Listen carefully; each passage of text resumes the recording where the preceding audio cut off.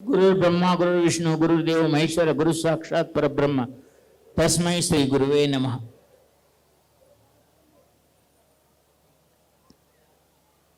सभी साधकों से एक छोटा सा निवेदन है, आप 2 मिनट के लिए कोई बिना बात करते शांत हो जाओ और केवल गुरु का स्मरण करो। 2 मिनट के लिए आवाज ना आए, कहीं भी सुई गिरने की भी आवाज ना आए।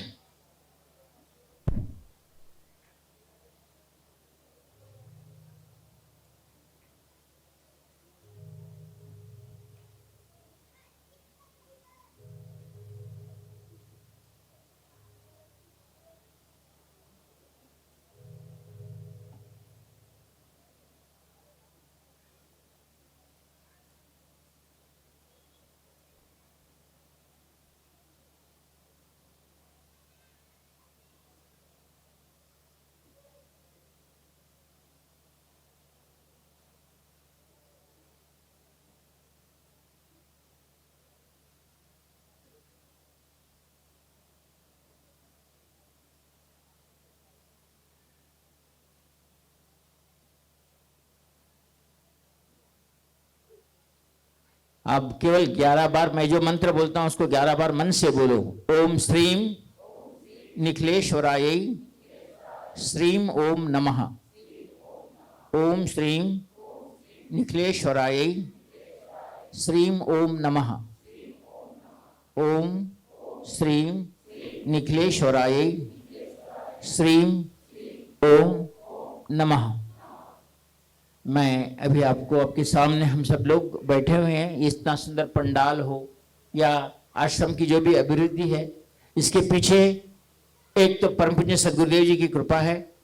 मुझे ऐसे गुरु भाई या ऐसे सहायक या ऐसे शिष्य को, ऐसे भक्त को दिए हैं कि मेरी एक आवाज पर और बिना आवाज के भी वो अपना काम करने लगते हैं।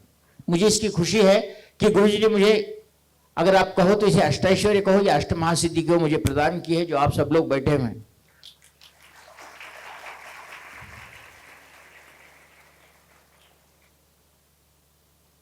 सच बात से आप एक बार हाथ उठाकर बता दो कि क्या अब आश्रम में आए जब से आपको खाने पीने की या रहने की व्यवस्था में कुछ त्रुटि है?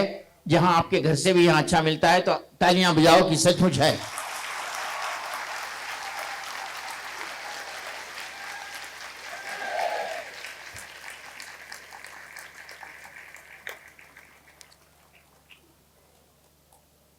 मैं अपने भाइयों को जो दे रहा हूं उसे आप सभी को मैं मेरा परिवार समझता हूं, और गुरुजी ने सिद्धाश्रम साधक परिवार की स्थापना की थी।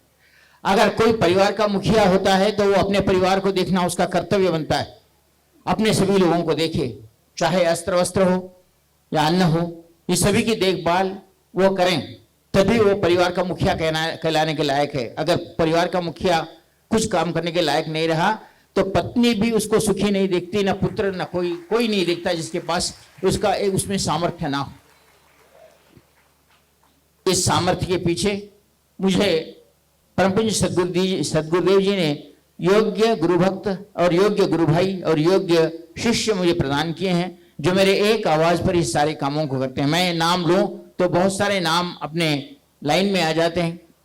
कल हमने पालकी में आए लोगों को वस्त्र दिए हो, या आश्रम में या कहीं भी दिए हो, वस्त्र हो, अन्न हो, जो आप ले रहे हैं, इसके पीछे उस गुरु जी के अष्टमा सिद्धियों का ही एक श्रेय है। वो अष्टमा सिद्धियां है जो आज मैं आपके सामने बता रहा हूं कि मेरे पास है।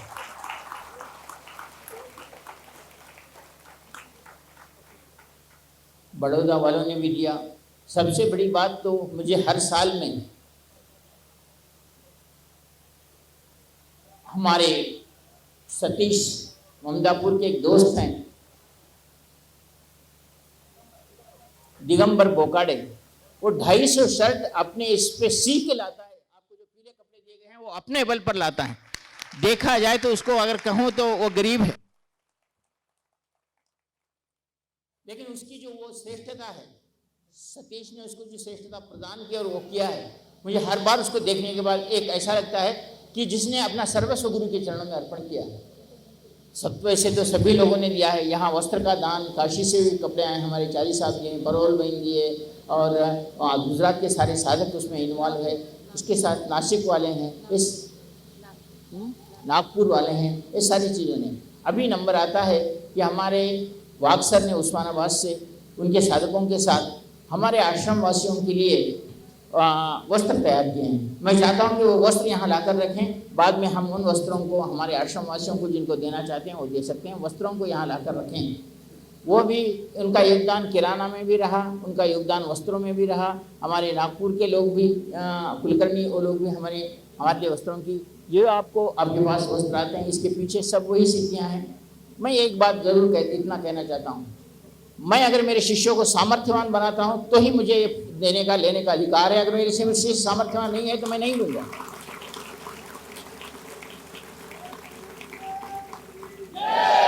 मैं इस बात को जानता हूँ। मैं भी गुरुजी के शिविर में कहीं आखिर में बैठा करता था। पत्नी कभी एक बार मैंने बहुत बात सुनाई आपको कि हमें शिविर करना है, तो वो कहती थी कि हम शिविर कर सकेंगे क्या। मैं बोला चुप बैठ, अपने से शिविर नहीं होता, बहुत लाखों का खर्चा होता है, उसमें अपने से शिविर होने वाली बात नहीं है। जो है गुरुजी की पूरी साधनाएं कर ले, हम साधनाएं करेंगे। ये बहुत दिनों से होता था। बात होते होते मैं गुरु से जुड़ा हूँ 82 और 86 से, और मंत्र जाप वगैरह साधनाएं शुरू कर दी थी। और 93 तक यानी कम से कम 7 साल और 8 साल गुरुजी की परीक्षाओं में से छूटा, गुरुजी की परीक्षाओं में रहा। दिन ब दिन ऐसा गुजरा कि मेरे अपने लोग ही मुझसे तिरस्कार करने लगे। ऐसे भी दिन मैंने देखे हैं, और ऐसे भी दिन लिखे हैं कि आज रहूं या कल जाऊं, ऐसे भी मैंने दिन देखे हैं। मैंने कभी नहीं बताया, मैं आज तुम्हें बता रहा हूं। पत्नी को बिना बोले मैं कितने ही जंगलों में साधना करने के लिए चले गया, और वो जो सिर्फ गुरु जी के फोटो के सामने बैठा करती थी और कहा करती कि मेरे पति जहाँ भी हो साधना गए हैं, देखना है। उन्होंने एक बार गुरु जी ने काशी में मुझे भेजा था, तो यहाँ से उन्होंने गुरु जी को फ़ोन किया, तो गुरु जी ने कहा तेरा पति सेफ है, तो उसके बारे में चिंता न करना। ऐसी साधनाएं जब आपने तपस्या के साथ संपूर्ण की, आज आप ये सब देख रहे हैं, ये साधना की क्रिया देख रहे हैं, आप मेरे सामने बैठे। बहुत लोगों का कहना है कि ज्येष्ठ गुरुभाई गुरु होकर बैठे हैं, उनको अधिकार नहीं है। मैं सच बात आपकी इस बात को मानता हूं। हमें परसों, मुझे तो पता नहीं कि यहाँ निर्मल है तो जानते हैं कि एक अनिल गुरुजी का एक ग्रुप बनाया है, उसमें कोई महाशय राहुल शर्मा जी है। उन्होंने एक कमेंट किया कि सारे ज्येष्ठ गुरु भाई जिनको अधिकार नहीं है वो गुरु बन के बैठे हैं। उसके पीछे कारण है, अगर राजा सक्षम हो तो कोई अतिक्रमण या कोई उसके ऊपर लड़ाई करने नहीं जाता। अगर राजा असमर्थ हो तो प्रजा उसके ऊपर वार करती है, उसके ऊपर जाती ही है। अगर आप ठीक होते, तो आज कोई ज्येष्ठ गुरु भाई, किसकी ताकत नहीं थी जब तक गुरुजी थे, कोई गुरु बनकर आगे चले। आज ये होने का कारण क्या है?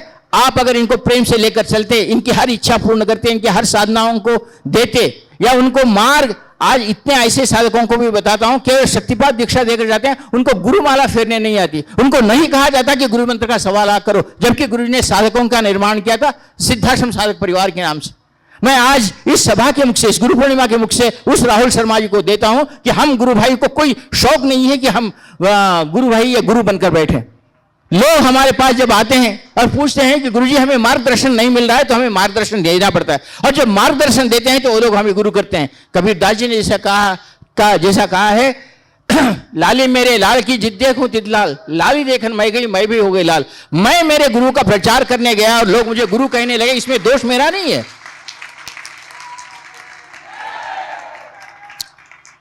लोगों को मैंने कभी नहीं कहा कि तुम मुझे गुरु कहो, लोगों को मैंने कभी नहीं कहा तुम मार्गदर्शन चाहते हो। और मेरी एक ही धारणा पहले से रही है, साधना के बल पर ही हम सब कुछ साध सकते हैं।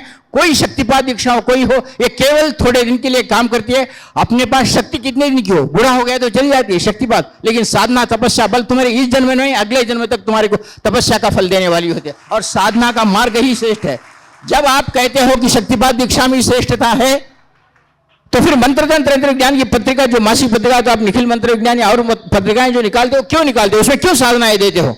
साधना देने से पहले शिष्य को समर्थवान करो, उसको कहो कि तुम सब वाला गुरु मंत्र जप करके आओ। माला फेरने, आस्फटिक माला का क्या अर्थ है उनको नहीं मालूम, जो लोग नए जुड़े हैं। मैं पुरानों की बात नहीं करता, मुझे कोई शौक नहीं है कि आपको खाना खिलाकर यहाँ बिठा कर, मैं वैसे मेरे पति पत्नी और बच्चों के साथ अच्छी तरह साधना करते जीऊंगा और जीना आता है। केवल मेरा दिल कहता है कि मेरे गुरु का नाम कहीं बदनाम ना हो। और आज आप अगर जानते हैं इस बात को, मैं सभा के मुख से कहता हूं, मैं किसी की निंदा नहीं कर रहा हूं, किसी की निंदा नहीं कर रहा हूं, लेकिन जो छत्तीसगढ़ आदि भाषाओं में कहते हैं, अगर हम गुरु का नाम लेकर जाते हैं, अरे भाई वो पैसे वाले गुरु हैं, हमारे से काम नहीं होता, ये निष्ठा, ये चल रहा है, ये चल रहा है नहीं है। आप देखकर बोलो कि ऐसा होता है। और जब मेरे गुरु को कोई ऐसी बात करते हैं तो मुझे ठेस पहुंचती है। मैं कहता हूं बिना एक पैसा लिए तुम्हारे को गुरु साधना में प्रवृत्त करूंगा और साधना का बल बताऊंगा। इस प्रकार से मैं जो निखिल चेतना केंद्र की स्थापना किया हूं, इसी उद्देश्य से मैंने निखिल चेतना केंद्र की स्थापना की है। मेरे इसके पीछे कोई उद्देश्य नहीं है कि मैं गुरु बनकर घूमूं। वैसे मैं मेरे साधना में, मैं आज भी मुझे यह बाधा होती है कि मैं साधना नहीं कर सक रहा हूं, क्योंकि इस सारे समाज को लेकर चल रहा हूं। मुझे छोड़ दो, एक बार मैं साधना करके बताता हूं कि साधना क्या चीज होती है और साधना का फल क्या होता है। लेकिन बाधा उस समय होती है कि कोई मेरे गुरु पर उंगली उठा के बताएं, डॉक्टर नारायण श्रीमाली या निखिलेश के शिष्य इस प्रकार है या गुरुजी इस प्रकार कोई बोले तो उसका दुख मुझे जरूर होता है। और मुझसे जितना हो सका है, आज आप आश्रम में देखते हैं, जितना हो सका है उनको रहने, साधना करने, उनको मंत्र जपने, मार्गदर्शन देने, उनकी व्यवस्था करने के लिए मैं तैयार बैठा हूं। और आज 22 साल 24 साल से 2000 से लेकर आज तक बैठा हूं और कर रहा हूं। मेरा इसके पीछे कोई उद्देश्य नहीं है। मेरा केवल उद्देश्य है मेरे गुरु का नाम संसार में हो। मेरे गुरु जी का जो श्रम है, जिन्होंने सिद्धाश्रम छोड़ के यहां आए हैं, जिन्होंने ताने सुनी, जब वहां अवसर निखिलेशान संन्यास सिद्धाश्रम से आए यहां, तो वो उनका ध्येय क्या था कि सभी को मैं श्रेष्ठता से साथ साधनाएं सिखाऊं। बहुत लोगों ने गुरुजी पत्रिका के माध्यम से आह्वान किया। हर एक आदमी गुरुजी के पास, गुरुजी ने लिखा है, अगर आप तांत्रिक सिद्धियां पुस्तक है तो उसमें पढ़ो, गुरुजी ने लिखा है, हर एक आदमी आता और क्या कहता, गुरुजी साधना वगैरह कुछ नहीं, ऐसा करो आप कुछ हमारे को नौकरी मिल जाए। अब गुरुजी तब सर फोल्ड कर कहने लगे कि इन सभी लोगों को नौकर बनने की इच्छा, गुलामी करने की इच्छा ये लोगों में बहुत प्रबल है। ये लोग कभी साधक ऋषि नहीं बन सकते, खुद को जीते हुए 4 लोगों को जीने की कला नहीं सिखा सकते। ये गुरुजी को बाधा हुई और गुरुजी ने सिद्धाश्रम साधक परिवार की तरफ से मंत्र तंत्र ज्ञान की साधना पत्रिका निकाली। ये गुरुजी का ध्येय था कि साधक बने, आप ऋषि तत्व को लेकर चलो, आप जियो और हजारों लोगों को जीने की कला सिखाओ। और यह नहीं हुआ। हम अगर आज चाहते हैं, मैं आपको आज नहीं कितनी भी बार कहता हूं, आप ऐसे सामर्थ्यवान बने। और मैंने मेरे जीवन में आज 12 साल 13 साल से ये देख रहा हूं, या तो हमारे बाड़ा भाऊ हो, वागसर हो, ये कैसी स्थिति में मेरे पास आए थे मुझे पता है, सतीश हो और बहुत सारे लोग किस स्थिति में मेरे पास आए थे पता है। और आज वे जो धर्मशाला या जो गुरुजी का केंद्र चलाते हैं या आश्रम चलाते हैं, उस श्रेष्ठता के साथ कहता हूं कि उन्हें वो सामर्थ्यवान हुए, गुरु पर निष्ठा थी और आगे चले और आगे बढ़े, आज भी कर रहे हैं, गुरु मंदिर बांध रहे हैं। मैं चाहता हूं कि तुम भिखारी वाला जीवन ना जिए, भीख मांगने वाला जीवन ना जिए, जिए तो सामर्थ्यवान जिए, ऐसा जीवन जिए कि जिए और 10 लोगों को जीने की कला सिखाएं। आज समाज की परिस्थिति कैसी है आप जानते हैं, हमारे धर्म पर प्रहार हो रहा है, हमारे सनातन धर्म को कहो या फिर इस भारतवर्ष पर कहो, भारत देश पर कहो, ऐसा प्रहार हो रहा है कि हम कुछ नहीं कर सकते। मैं परसों बोलते बोलते सभी को बोल गया कि आज तक हमने देखा है, अगर कहते हो कि तुम्हारे देवताओं में शक्ति है, तुम्हारे मंत्रों साधना में शक्ति है, बहुत लोगों को मैं फेसबुक और यूट्यूब चैनल पे कहते हुए देखता हूं कि मुझे काली प्रसन्न है, मुझे काली छिन्नमस्ता प्रसन्न है, मुझे बगलामुखी प्रसन्न है। अरे बगलामुखी प्रसन्न है तो देश के वालों के ऊपर ही चलाएगा, तेरे भाइयों के ऊपर चलाएगा क्या? बगलामुखी उस पर प्रहार कर जो तेरे धर्म के विरुद्ध है, जो तेरे धर्म के नाश करना चाहते हैं, तेरे देश का नाश करना चाहते हैं, उसको प्रहार कर। और जिस दिन ये कला को सीखेगा उस दिन लक्ष्मी तेरे पास होगी। इसलिए हम श्री सूक्त में पढ़ते हैं, उपैतुमाम देवसा कीर्ति चमन्ना सह प्रादुर्भूतो राष्ट्र अस्मिन् कीर्ति मुक्तिम ददात में, हे महालक्ष्मी मां, मुझे ऐसी कीर्ति और यश दे, मैं मेरे राष्ट्र को श्रेष्ठ बनाऊं। तेरे देव सखा जो है कुबेर और धन भंडार विरोचन, ये मेरे लिए कृपावान बने, तू लक्ष्मी मेरे वार कृपावान बने, यह श्री सूक्त में कहा है। और वहां राष्ट्र की श्रेष्ठता दी है। राष्ट्र को सूक्ष्म सुभिक्षित बनाने के लिए यह श्रेष्ठता चाहिए। और ये जब तक नहीं होता, हम अपने लिए जी रहे हैं तो और कितने लिए जिएंगे? ऐसा तो मर ही जाएंगे, कल कोई पूछने वाला नहीं होगा। तुम्हारा कोई बेटा थोड़े दिन भी फोटो लगाए, दूसरे दिन तेरा फोटो भी निकाल देगा, तुझे याद भी नहीं करेगा तुझे क्या किया। ऐसा कुछ कार्य करके बिता, तेरे गुरु के ऊपर तेरे विश्वास, और जो गुरु के लिए अपना जीवन जिया उसको आने वाले 7 पीढ़ियां, 7 लोग 7 जन्मों से याद करेंगे जो गुरु के सारे कार्य किया है, चाहे उसके लिए हमें मर मिटना पड़े। मैंने इस 22 साल में कितने लोगों ने कैसी प्रताड़नाएं दी मैं आपको बहुत बार बता चुका हूं और बता रहा हूं। आज भी मैं सहता हूं केवल इसलिए कि ये आगे बढ़ रहा है, ये सबको लेके चल रहा है। प्रश्न उनको सबसे बड़ा आता है कि इसके पास पैसा कहां से आता है। सबका प्रश्न ये है, ये अगर खाना फ्री में देता है तो पैसा कहां से आता है, रहने के लिए फ्री में देता है तो पैसा कहां से आता है, दीक्षा देने के लिए पैसा नहीं लेता, न शक्तिपात दीक्षा को पैसा लेता है, और ये खाना खिलाता है तो फ्री। आज गुरु पूर्णिमा में, दूसरी गुरु पूर्णिमा में और यहां गुरु पूर्णिमा में देखे तो आप अनुभव करेंगे कि हम क्या कर रहे हैं। मैं इस जो आप आज पंडाल में बैठे हुए हैं या इस अलंकरण को मैं चाहता हूं कि मेरे गुरु जी को सोने के सिंहासन पे बिठाओ और मेरे गुरु का नाम सारे संसार में। ये बात मैंने बहुत बार कही है और आज भी कहता हूं, और पहले भी कहा हूं और आज भी कहता हूं, कभी इस मंदिर के लिए तुम्हारे पास से भीख नहीं मांगूंगा कि मैं मंदिर बांध रहा हूं पैसे दो। आपकी इच्छा से आप देते हैं, भक्ति से देते हैं तो जरूर लूंगा, लेकिन मांगूंगा नहीं कि मैं मंदिर बांध रहा हूं तुम मुझे पैसे दो, ऐसा जीऊंगा ही नहीं। और आपको भी यही कला सिखा रहा हूं, जियो तो ऐसे जियो तुम्हारे संसार तुम्हें देखते रहे। और ऐसा जीवन जीने के लिए हमें क्या करना होता है।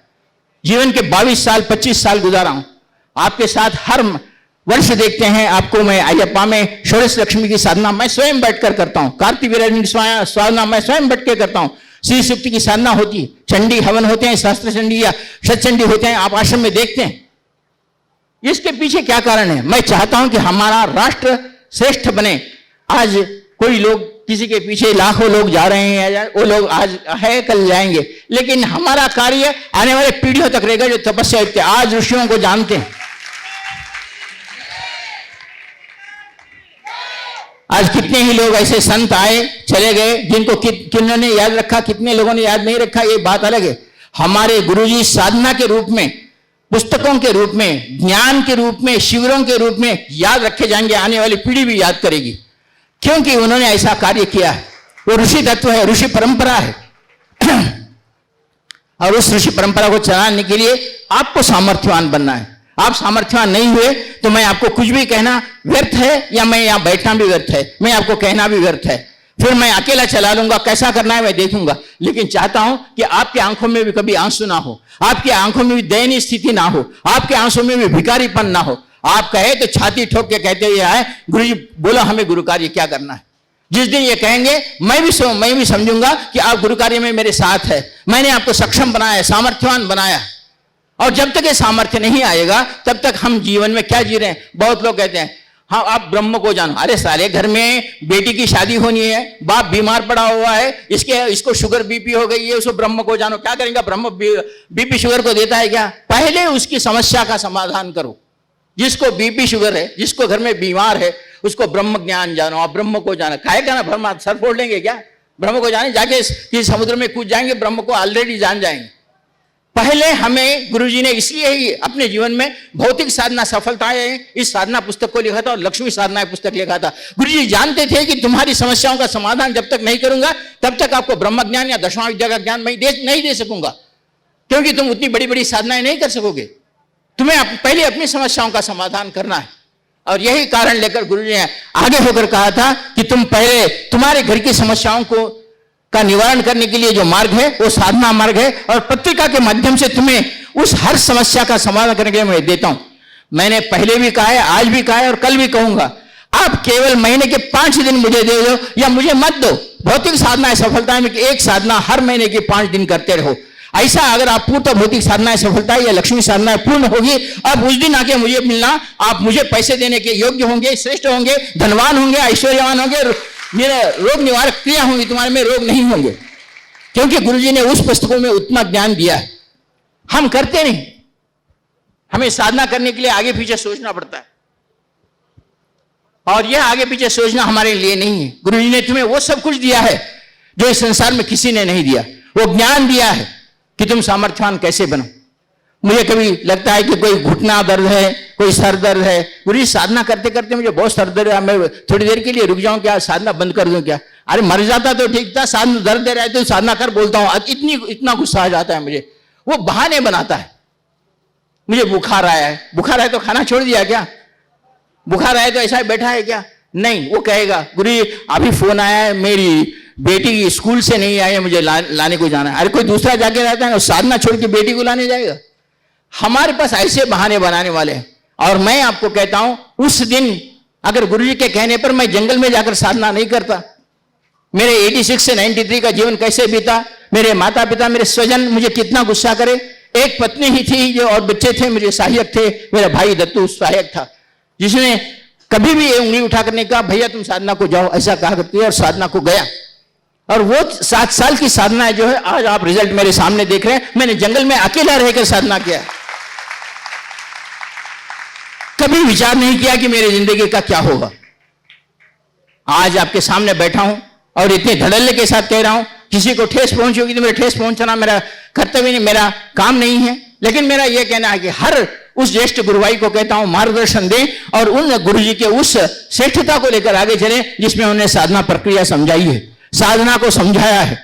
आज हमारे पास मैं सब लोगों को ये देखते हुए, गुरुजी नौकरी नहीं मिल रही है, गुरुजी व्यापार नहीं चल रहा है। तेरे पास अगर लक्ष्मी कला हो, तेरे पास लक्ष्मी हो, तो लक्ष्मी के साथ साथ धन भी आएगा, ऐश्वर्य भी आएगा, कीर्ति भी आएगी, सब आएगी। श्री सूक्त में क्यों कहा जाता है हे लक्ष्मी तुझे आह्वान, ऋषियों ने कहा है, ये वेद ऋचाएं हैं, इसको लेकर जिसको लेकर श्री सूक्त बनाया है, उसमें क्यों कहा गया है कि लक्ष्मी तुझे लक्ष्मीवान बना? ये ऋषि कह रहा है। क्यों कह रहा है? इसलिए कह रहा है कि उसको राष्ट्र को सुदृढ़ बनाना है। हर एक उसके पास जो उसके दुख को मिटाना है, और ये दुख को मिटाने की क्रिया करने वाला केवल सामर्थ्यवान व्यक्ति ही हो सकता है। मुझे वो बचपना भी याद है। बचपन में एक बार देखा करता था, हम तो साधारण व्यक्तित्व थे, मेरे पिताजी केवल टीचर थे, हम 6 भाई बहन और सब हमारा घर था, सब था। लेकिन हमने देखा है 2 रुपये के लिए भी हमने कैसे कैसे दिन गुजारे हैं। मुझे वो दिन भी याद है कि मैंने वो दिन देखने को कैसे चला। एक दिन ऐसा हुआ कि एक बूढ़ी औरत छोटे बच्चे को तभी गर्भ से प्रसव करने के बाद तीसरे दिन या कुछ अपने बच्चे को लेकर हमारे घर के सामने से गुजर रही थी, और वो हमारे घर के सामने आई। मैं बाहर खड़ा था, मैं माताजी अंदर थी, तो उसने कहा बाबू मुझे खाने को दो ना, कुछ पैसे दो, क्योंकि ये 3 दिन ही हो गया इसका प्रसव होके, आप कुछ दो। मेरे पास मैं खुद कमाई नहीं, पिताजी का और पता चलता तो 2 मार देते थे, तेरे खाने के नहीं तो दान देता क्या, ऐसा बोलते थे। अब रह गया कि उसको देख के तो आंखों में पानी तो आया, लेकिन कुछ करने की क्षमता नहीं, क्या दे सकता हूं उसको। तो फिर भी धैर्य करके माताजी के पास गया। माँ कोई वो प्रसव होकर स्त्री आई है, उसको कुछ खाने को दे दो ना। तो माताजी भी आई और कहा खाना चाहती है तो खाने के लिए दे दे। खाने के लिए उसको दिया गया। खाना खा के जा रही थी तो मेरे दोस्त आया, आके उसने देखा, अरे क्या ये भिखारी लोगों को लेके घर में बैठता है यार, आज सुबह खाना मांगते कल सामने आके लूट लेके जाते, तेरी दया को तो कोई आपने आजकल गरीबों को देते हैं क्या, ऐसा उसका कथन था। मैं तो मेरी इच्छा के साथ मैंने जो कार्य करना था वो तो कर दिया। अब उसके वो कहने पर भी मैं दृश्य देते नहीं रह गया। बाद में हुआ क्या कि थोड़े दिनों के बाद वो स्त्री अपनी बच्ची को लेकर फिर वैसे ही भीख मांगने के लिए आई। मैंने सोचा इसको ये आदत पड़ गई है भीख मांगने की, तो भीख मांगती ही रहेगी ऐसा ही। उसने जैसा ही आगा, भैया कुछ खिला दो ना। बोले तो परसों ही आई थी आज फिर आई, इसके पीछे तेरा राज क्या? जो ये भीख मांगने के सिवा दूसरा काम नहीं करती क्या? अभी बच्चा पैदा हुआ है, कुछ काम कर ले सकती तो अच्छा था। तो उसने अपने शरीर के ऊपर का घाव निकाल कर बताया कि वो पट्टी बांधी और उसको खून उसके पांव से रीझ रहा था। भैया बोला मैं कैसे काम करूं? फिर भी मेरे आंखों में आंसू आ गए। बोले अब ऐसी स्त्री काम कैसे करें? बच्चे को कैसा पाल रही हूं मुझे देखते नहीं। मैं पेड़ के नीचे सोती हूं, उन्होंने एक जगह बताई, और उस पेड़ के नीचे सोती हूं, लोग मुझे सताते हैं, मेरा ऐसी गरीबी है। मैं उस दिन प्रभु सदगुरुदेव जी के पास गया और कहा प्रभु ये क्या गरीबी देख रहा हूं, उस स्त्री के लिए कोई सहायता करने वाला नहीं, ऐसे इसकी सहायता कोई ना कोई करे, कोई ना कोई देखें उसके तरफ। तो उस दिन ये हुआ कि हमारे पास बहुत ही धनवान, मेरे पास, मैं तब मेरे बचपन में ही मेरे 12-14 साल से मैं ट्यूशन पढ़ाता था, और ट्यूशन पढ़ाने की जो स्त्रियां आती थी वो स्त्रियां आई, तो तब वो लड़की, वो औरत वहां खड़ी थी, तो मैंने उन स्त्रियों से कहा, आप अगर कुछ ना समझे तो उस स्त्री की हालत देखो अब कैसी बहुत खराब है, उसके पाँव खराब हो गए, उसने बच्चे को जन्म, क्या है गुरुजी, वो बच्चे को कहीं भी जाके किसी पुरुष के साथ जन्म देते, आप ऐसे लोगों पर दया करते। उन्होंने भी ताना मारा मेरे, मैं तो वैसा ही रह गया। लेकिन फिर भी मैंने कहा, मेरी इच्छा है, अगर तुम चाहते हो तो मेरे को जो महीने का ट्यूशन फीस दे रहे हो ना, वो ट्यूशन फीस आप उनको दे दो, उनको दे दो, ऐसा मैंने कहा। तो क्या प्रभु आपको दे दे, तो आपके, मैं कह रहा हूं ना, मेरी ट्यूशन का आप जो हर महीना देते हो जितना पैसा है उस औरत को दे दो। उस औरत को उन्होंने वो पैसा दे दिया, वो पैसा दे दिया। वो औरत लेकर खुशी से चली गई। बाद में आए गए हो गए, बहुत साल हो गए। बहुत साल होने के बाद मैं हर दसरा को हमारे गांव जाता हूं। तब तक गुरुजी मिले थे, मेरा सारा संसार भी बढ़ गया था, बहुत बड़ा आगे सब कुछ हो गया। तो कम से कम मैं समझता हूं एक 20 साल के बाद कोई औरत मेरे सामने आई, आकर उन्होंने मेरे को नमस्कार किया। सब लोग मुझे भी गुरु के नाम से नमस्कार गए थे। वो औरत आई तो मेरा, आप कौन हो, कहाँ से आए हो? तो उन्होंने कहा, आप मुझे पहचानते नहीं क्या? मैं बोला, नहीं पहचानता। तो उन्होंने कहा कि प्रभु मैं आज आपको बताती हूँ, उस दिन आपने खाना देकर आपके लोगों के पास से पैसा दिलाया था, उस जमाने का वो 500 रुपये था, तीनों का ट्यूशन फीस 500 रुपये दिया था। उस 500 रुपये से मैं मेरी बेटी को लेकर फलाना जगह चली गई और वहाँ एक स्कूल में पढ़ाने लगी और उस स्कूल में ही काम करने लगी। मुझे वो पैसा भी नहीं था मेरे पास, स्कूल में पढ़ ली, बच्ची बड़ी हो गई और उसके बाद उसकी शादी हुई और वह अमेरिका चले गई। अमेरिका में उसकी खुद की कंपनी,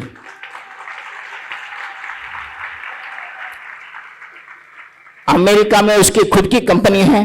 प्रभु आप गलत ना माने तो मैं आपको हर दम याद करती हूं, इसलिए कि मैं, आपने जो मुझे सहायता की है वो श्रेष्ठ है, वो तो जीवन भर नहीं भूलेंगी। उस 500 रुपए की, उस 500 रुपए का सामना मेरे 5 लाख रुपए भी नहीं करेंगे।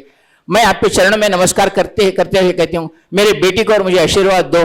और मैं ये, आप जो गुरु कार्य कर रहे हैं, मैं सुना है कि आप गुरु कार्य करते हैं, आपके चरणों में 5 लाख रुपए रख रहे हूं। मेरे आंखों में आनंद तो आया ही आया, लेकिन लगा कि ये क्या हुआ, ये ऐसा हुए कैसा? तब मुझे याद आया कि मैंने प्रभु को उस दिन सदगुरुदेव से प्रार्थना की थी कि इस स्त्री का उद्धार करो प्रभु, ये गरीब है और इसने कैसी गरीबी काटी है। मेरे दिल में दया आई, छोटा था, कुछ भी बोलो, जो दया आई अपने को देखता था। मैंने प्रार्थना की और उसने कहती, और आप सच मानो तो आज हर साल गुरु पूर्णिमा को 1 लाख रुपए वो बेटी आज भी भेजती है, आज भी।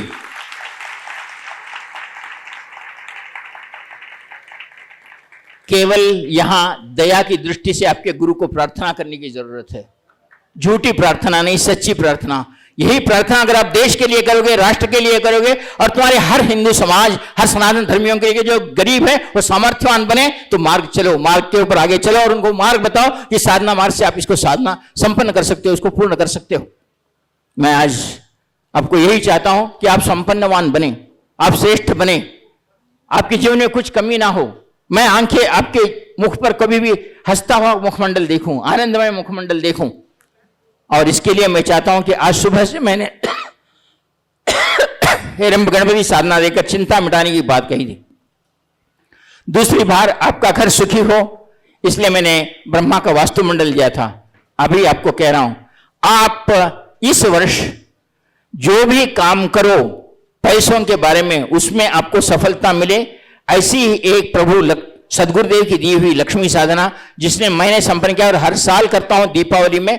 और वो साधना जो गुरु पूर्णिमा के ऊपर भी रात में केवल 3 ही माला है, गुरु पूर्णिमा रात में 3 माला केवल करनी है और 3 दिन के लिए वो साधना जो करता है और गुरु जी के सामने कुछ भी दयनीय भाव से, कृपा से भाव पूछता है कि मुझे लक्ष्मी को प्रदान करो, निश्चित रूप से लक्ष्मी उसको आती है। ऐसी लक्ष्मी साधना आपके जीवन में, मैं इसमें लक्ष्मी यंत्र और लक्ष्मी माला तो सारे गृहस्थों के लिए है, लेकिन मेरे पास बहुत सारे लोग ऐसे आते हैं, गुरुजी नौकरी नहीं मिली, या तो नौकरी नहीं मिली, या तो नौकरी मिली तो नौकरी छूट रही है, गुरुजी अगले 8 दिन में मेरी नौकरी छूट जाएगी, या तो व्यापार चल रहा है या व्यापार नहीं चल रहा है, गुरुजी पैसे आने का कोई आवक नहीं है, गुरुजी पत्नी ऐसी कर रही है। ये सारी चीजें जो है, जहां तुम्हारी चिंता मणि गणपति स्थापन हो, हेरंब गणपति स्थापन हो, वहां तो चिंताएं मिटी, तुम्हारा वास्तुमंडल ठीक हो। अब चाहिए तुम्हें क्या? लक्ष्मी चाहिए जो स्थिर हो और तुम अच्छे से हो तो तुम गुरु कार्य कर सकते हो।